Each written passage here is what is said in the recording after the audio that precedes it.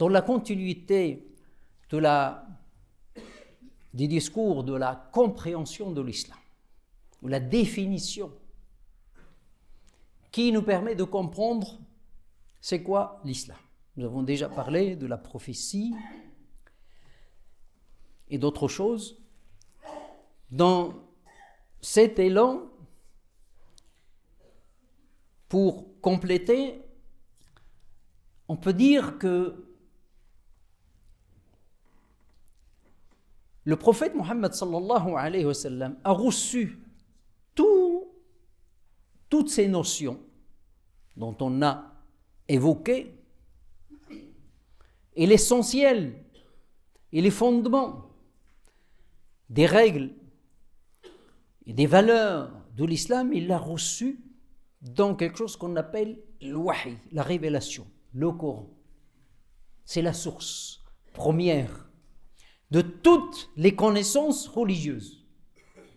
Nous n'avons pas une connaissance religieuse qui ne vient pas de la révélation, directement ou indirectement. C'est pour cela, chez les musulmans, la première source, c'est le Coran. La deuxième, c'est la sunna du prophète sallallahu alayhi wa sallam. Le reste, il est inspiré du Coran et de la sunna. Et le prophète a reçu cela. Ce n'est pas quelque chose qui a été compilé dans une consultation entre le prophète et d'autres compagnons ou entre savants. Non, il y a ce qu'on appelle le Coran. C'est là où on puise ces enseignements et ces informations. Et c'est pour cela que les musulmans ont compris que le Coran est la source essentielle des fondements, des règles et des valeurs de cette religion qu'on appelle l'islam.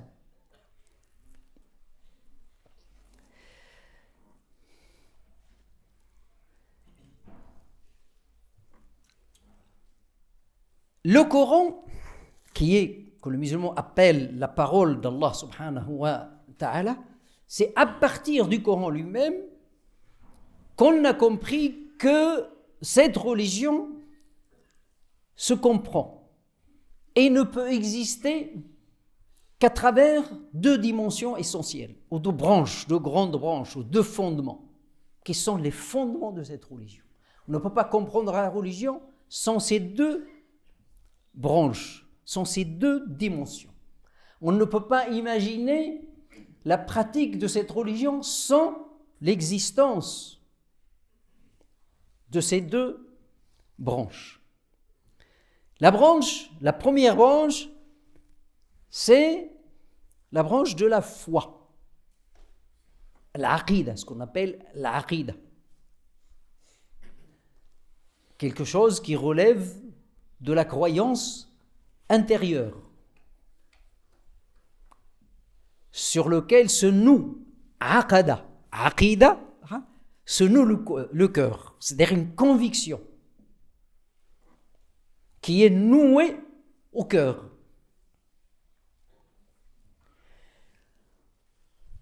Et qui est l'essentiel. C'est par cette aqida qu'on devient musulman. C'est par cette croyance qu'on devient musulman. La deuxième dimension, c'est ce qu'on appelle sharia. L'aqida, ou la croyance, c'est le côté théorique. C'est-à-dire, il y a des croyances, des choses auxquelles on doit prêter foi, que Dieu subhanahu wa ta'ala a appelé les gens à y croire. C'est le côté qui façonne la relation intime, individuelle entre Dieu et l'individu lui-même. Et c'est l'essentiel de la religion. Et c'est par ce côté qu'on est musulman, ou qu'on est considéré musulman. Pourquoi j'insiste sur ce côté-là ? Parce qu'on est dans un monde où aujourd'hui on assiste à la prétention d'appartenir à différentes traditions. Mais où la foi est complètement absent. L'essentiel est complètement absent. Aujourd'hui, on a le musulman du halal, on a le juif du kasher et on a le chrétien de Noël. Mais ça n'existe pas. Ce sont des notions qui n'existent pas dans l'islam. C'est pour cela qu'ils insistent sur ça. C'est ce côté-là qui est essentiel. Et c'est pour cela que ce côté-là, la majorité des Corans parle de ce côté-là. Parce que c'est l'essentiel qui fait de la personne un croyant, qui fait de la personne un serviteur de Dieu. C'est le départ, ou la base sur laquelle se construit la religion. C'est même l'essence de la religion. Et c'est pour cela, maintes versets parlent de ça, et ils sont clairs sur ce sujet-là. C'est le côté invariant, il est clair. Il a été répété. C'est pour cela, si vous lisez le Coran, vous serez étonné que ça se répète tout le temps. Et d'ailleurs, tout le Coran qui a été révélé pendant 13 ans à la Mecque, il ne parlait presque que de ça. Dans le Coran mécois, on ne parle pas, on n'incite pas les gens à ne pas boire le vin, ou à ne pas manger tel ou tel, ou ne pas forniquer. Ça, c'est des choses qui ont été révélées après. Beaucoup de compagnons ont bu le vin qui n'a été interdit qu'après la bataille d'Uhud. La bataille d'Uhud, c'est une fois que le prophète s'est installé à Médine, etc. Je ne sais pas, vers le 5e ou le 4e année de l'Hégire.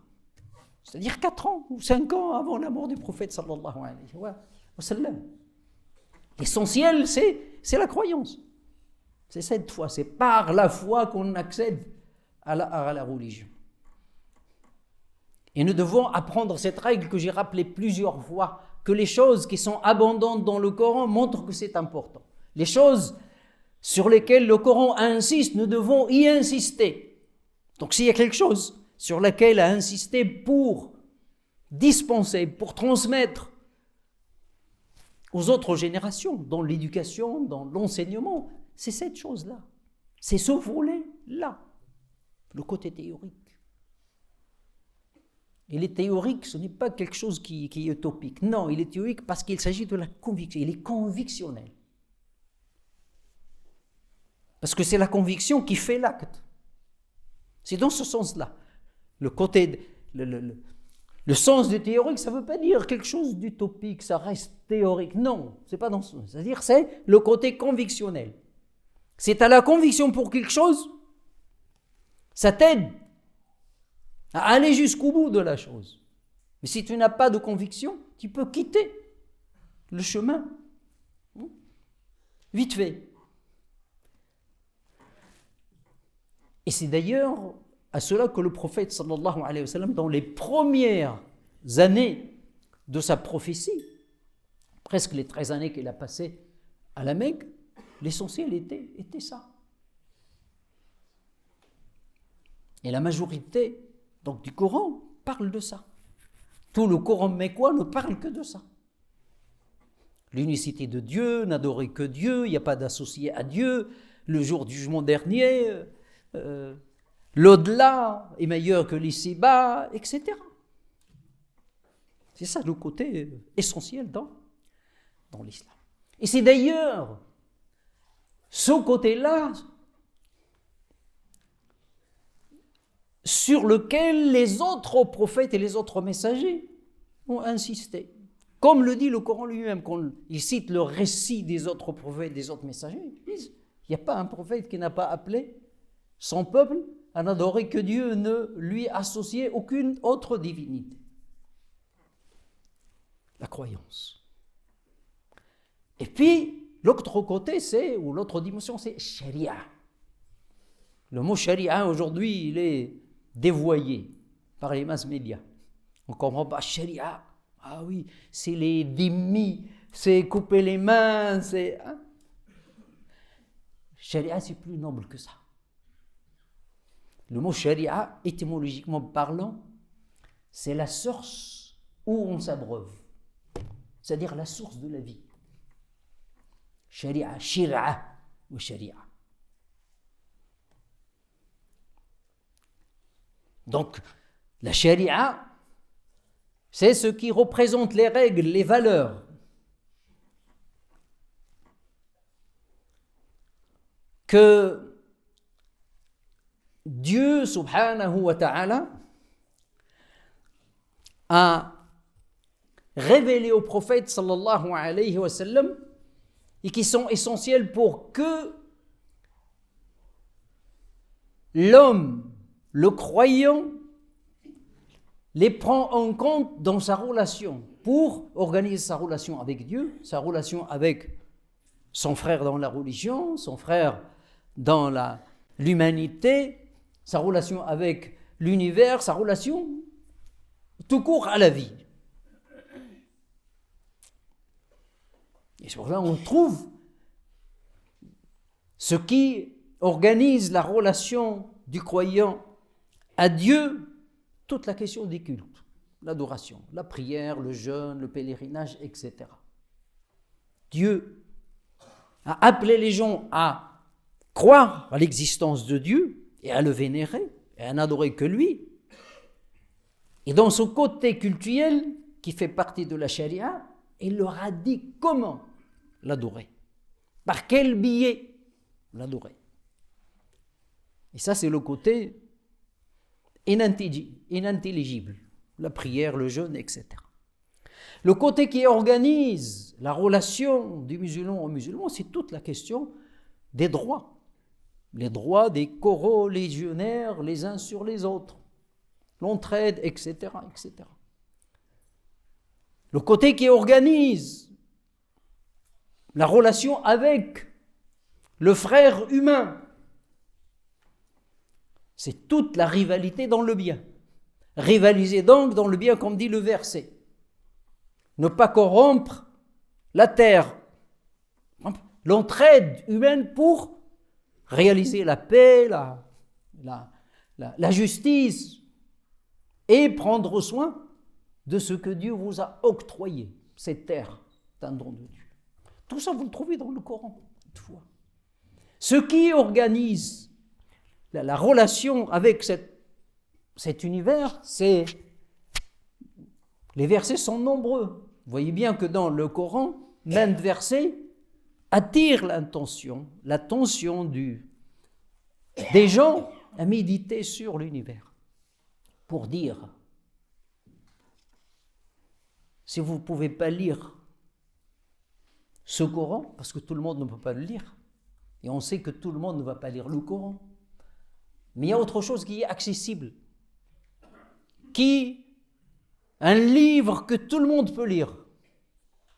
Il n'a pas besoin de langage spécial. C'est le livre ouvert, c'est cet univers. C'est pour ça que dans le Coran, maintes fois, ne regarde-t-il pas, ou n'observe-t-il pas dans la création des cieux et de la terre, les montagnes et les fleuves, les nuages, etc., le jour et la nuit, etc. Méditez. La création renvoie au Créateur. Ça raffermit la foi. Et tout ça, c'est dans Sharia, dans ce qu'on appelle Sharia. Si vous voulez, pour résumer la Sharia pour les musulmans, c'est ce qu'on appelle la halakha chez les juifs, dans le judaïsme, la loi de la Torah, et ce qu'on appelle le droit canonique dans l'Église catholique. D'accord ? Ce qui organise, ce qui permet de s'inspirer à un croyant pour être en conformité avec sa tradition.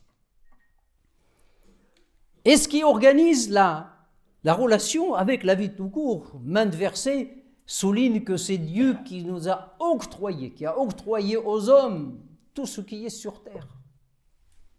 Les biens sur terre, les animaux, les plantes,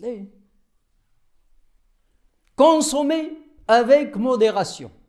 Ne gaspillez pas. ne soyez pas avares. Tout cela vise à organiser la vie d'une manière qui permet un équilibre. Donc lorsqu'on dit que l'islam est une spiritualité, ça ne veut pas dire que l'islam est juste une croyance intime. Non, cette spiritualité intervient pour que la vie du croyant soit conforme à sa foi. Une spiritualité sans justice n'a pas de sens. Dieu est le juste et appelle à la justice. Et c'est pour cela qu'il y a l'appel à la justice, l'appel à la miséricorde, à rahma, à la clémence, etc., etc.